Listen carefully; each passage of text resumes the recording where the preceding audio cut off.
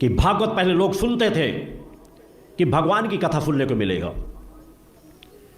मगर वहां तो आज राधे राधे हो रहा है। मगर यह कह दिया जाए कि राधा ईश्वर शक्तिमान सत्ता है तो हर मंच से विरोध करूंगा, कि फिर हम सत्य से दूर होते चले जाएंगे। हमारे समाज को, सनातनियों को, हिंदू समाज को नपुंसक बनाया जा रहा है, नाचना सिखाया जा रहा है। अरे गीत गाओ, भजन गाओ, जिसके उनके अंदर तेजस्विता है, ऊर्जा का संचार हो, भक्ति का संचार हो। मगर हो रही है भागवत फिल्मी गीतों में नचाया जा रहा है, बार बालाएं आकर के डांस कर रही हैं। राधे राधे राधे राधे राधे के नाम पे सब कुछ चल रहा है। उनकी तस्वीरें इसलिए अश्लीलतापूर्ण तस्वीरें बनाई जाती हैं, कोई टोकने वाला नहीं, कोई बोलने वाला नहीं है।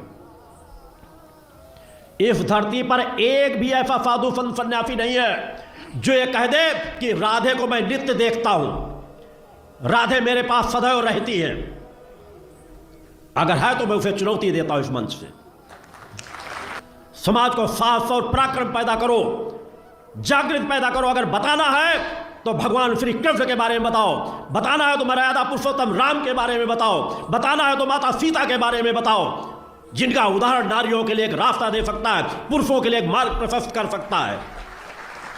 समाज को किस दिशा में बढ़ता चला जा रहा है कोई नहीं टोकेगा, कोई इसलिए आवाज नहीं उठाएगा कि उसका विरोध होना शुरू हो जाएगा। तो हिंदुस्तान जिस रास्ते में बढ़ रहा है क्या बढ़ने दिया जाए? सभी साधु संत सन्यासी एक पलड़े पर खड़े हो जाए मेरा विरोध करने के लिए, तब भी मैं सत्य बोलना बंद नहीं करूंगा। सत्य की रक्षा के लिए आया हूं, धर्म की रक्षा के लिए आया हूं। मैंने अग्निपथ का चयन किया है, मैंने फूलों की सेज नहीं मांगी। बोलो गुरुदेव भगवान की जय। 2.5 से 3 घंटे मात्र 24 घंटे में नींद लेता हूं। कितने साधु संत सन्यासी योगी होंगे जो जितने समय में जगता हूं सुबह प्रातः जगते हो? 2:30 बजे नित्य प्रातः जगता हूं। राधे राधे कहने वाले कुकुर मुत्ते 8-9 बजे रात तक पड़े सोते हैं। अधिकांश कथावाचकों की बात करता है, 10% कथावाचकों को अगर छोड़ दूं उनके जीवन में कोई परिवर्तन नहीं होगा और कहेंगे भागवत सुन लो तुम्हारा कल्याण हो जाएगा। जब सुनाने वाला ही साधक प्रवृत्ति का नहीं होगा, तपस्वी नहीं होगा, तो समाज में क्या परिवर्तन आएगा? समाज धीरे धीरे पतन के मार्ग में चलता चला जा रहा है। दूसरा चाहता हूं कथावाचकों से, इस मंच से भी, कार्यकर्ता बैठक के मंच से, कि पूरी पुरानी भागवत उठा करके देख लो, राधा नाम का शब्द नहीं होगा। मगर कहते हैं जो प्रभु दिख रहा है वही बिक रहा है। काल्पनिक चीजों में खोते चले जा रहे हैं। ठीक है, हर काल परिस्थितियों में किसी समय राम ने जन्म लिया, किसी समय कृष्ण ने जन्म लिया, हमारे देव पुरुषों ने जन्म लिया, महापुरुषों ने जन्म लिया। ये हमारे लिए सभी पूज्य हैं, सम्मानित हैं, मगर ये हमारी आत्मा के जननी नहीं हो सकते। न राम हो सकते हैं, न कृष्ण हो सकते हैं। ये हमारे लिए देव पुरुष हैं, हमारे लिए पूज्य हैं, मगर सृष्टि के रचयिता नहीं हैं। उस माता आदि शक्ति जगन्नी जगदम्बा के चरणों में हजारों लाखों राम और कृष्ण उनके नख में समा जाएंगे। वह है माता आदि शक्ति जगत जननी जगदम्बा। राधा और सीता करोड़ों करोड़ों उनके नख में समा जाएंगी। मगर आज समाज भग रहा है दौड़ में, इसलिए नाचने को मिल रहा है, गाने को मिल रहा है, मनोरंजन हो रहा है, काल्पनिक कहानियां सुनाई जा रही हैं और कथावाचक उसी रास रंग में खोते चले जा रहे हैं। हम आपस में लाठी चलाएं? अरे वो एक है, वो एक है, वो अनेक है। अनेक होते हुए भी एक है, एक होते हुए भी अनेक है। इस बात को समझो। जब देवी भागवत, तो देवी ही सब कुछ है, देवी के ही अंश से राधा है। समझिए आप, जब हम वृंदावन से बोलेंगे तो राधा के अंश से देवी है। जब आप शिव पुराण से बोलेंगे तो शिव के अंश से हरि है, और जब भागवत पुराण से बोलेंगे तो हरि के अंश से शिव है। आप इस बात को समझिए। जब लीला का बात, लीला प्रसंग आएगी तो उसमें भेद हो जाते हैं। जैसे ब्रह्म ऋषियों ने विचार किया कि इन 3 महान भगवत स्वरूपों में कौन सबसे बड़ा है। क्या उन ब्रह्म ऋषियों को पता नहीं कि हरि ही ब्रह्मा है, ब्रह्मा हरि ही शिव है, शिव ब्रह्मा और हरि में किंचित मात्र भेद नहीं। स्वयं भगवान बोले मैं ही हर हूं, मैं ही विधि हूं, मैं ही हरि रूप हूं, जगह जगह वर्णन है। लेकिन जब भृगु जी परीक्षा के लिए गए तो ब्रह्मा जी के सामने जाके ऐसे खड़े हो गए। यह भद्रता है गुरुजनों के सामने ऐसे खड़े होना, ऐसे नहीं खड़े हुआ जाता, ये अभद्रता कही जाती। गुरुजनों के सामने सावधानी पूर्वक हाथ जोड़कर या बहुत नम्र ऐसे। अब वो गए और ऐसे खड़े हो गए। ब्रह्मा जी ने कहा तो सभा की मर्यादा के विरुद्ध है, पर भृगु जी उनके पुत्र हैं, थोड़ा गुस्सा आया पर शांत रहे। शंकर जी के पास गए, बोले आओ भाई, बहुत दिनों बाद आगमन हुआ भृगु जी से। बोले हम तुम्हारे गले नहीं लगते, परम पवित्र रहते हैं। उठाया त्रिशूल उन्होंने, हमको।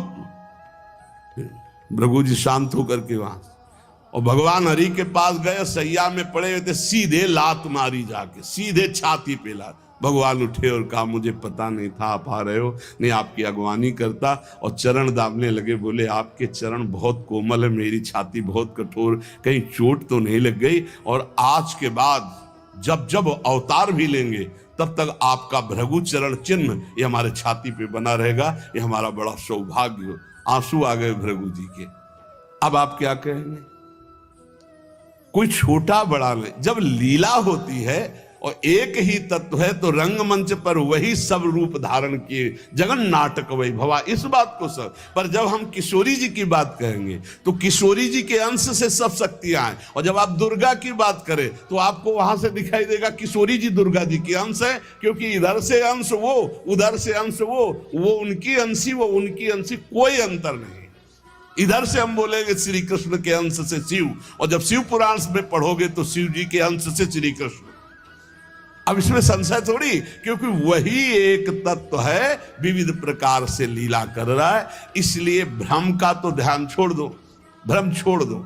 जब जब जैसा अवसर आया वही रूप धारण किए तत्व विराज। पर जब लीला की चर्चा होगी तो माधुर्य रस में ऐश्वर्य का प्रवेश नहीं, भगवान के ऐश्वर्य का प्रवेश नहीं, तो और ऐश्वर्य शक्तियों की तो बात जाने दो। कभी आपको कोई भी शास्त्र मिला हो कि ब्रज में सुदर्शन चक्र का प्रयोग भगवान ने किया या प्रवेश हुआ, तो हमें बताना। ब्रज में तो आप थोड़ा ऐश्वर्य की झलक दिखा दिए, अंतर ध्यान हो गए, लेकिन निकुंज में कहीं नहीं कि अंतर ध्यान की लीला एक बार भी हुई हो। निकुंज में बताना पूरे वाणियों को पढ़ करके। अब जो निकुंज रस है इसमें कहीं वर्णन नहीं है कि अष्टभुजा का प्रवेश है या षोडश भुजा का। हमारी ही श्री जी सब अंशों से है, लेकिन ऐश्वर्य रूप नहीं, ये महामाधुर्य रूप है। इसी महामाधुर्य की महिमा की हम उपासना करते तो हमारे लिए हमारा उपास्य देव सर्वश्रेष्ठ है। और जब उपास्य देव की सर्वश्रेष्ठता की लीला में देखते हैं तब ये वर्णन आता है कि अनंत शक्तियां, देखो भगवान शिव ने स्वयं वर्णन किया कि ये जो अनंत शक्तियां तत्कला कोटि कोट्यंसा दुर्गाद्यस्त्र गुणात्मिका। अब देखिए वही प्रभु है शक्ति, वही है शक्तिमान, किंचन मात्र अंतर नहीं। लेकिन प्रभु आदेश करते हैं कि मैं अब अवतार लेने जा रहा हूं, भागवत में पढ़ के देख लेना। तुम हे महाशक्ति बलराम जी का कर्षण करके रोहिणी के गर्भ में डालो, और मैं स्वयं अवतार लो, तुम जाकर नंद बाबा के यहां कन्या रूप से पूरी लीला पढ़ के देख ले। और नाम चामुंडा, कुष्मांडा, दुर्गा आदि तुम्हारे विविध नाम भगवान ने रखे, और तुम सबकी कामना पूर्ण करने वाली होगी। जाओ मेरा आदेश है, ऐसा करो। भगवान ने आदेश किया, शक्ति कार्य कर रही। भगवान की प्राप्ति के लिए उसी शक्ति की आराधना कात्यायनी रूप से गोपिकाएं करते हैं।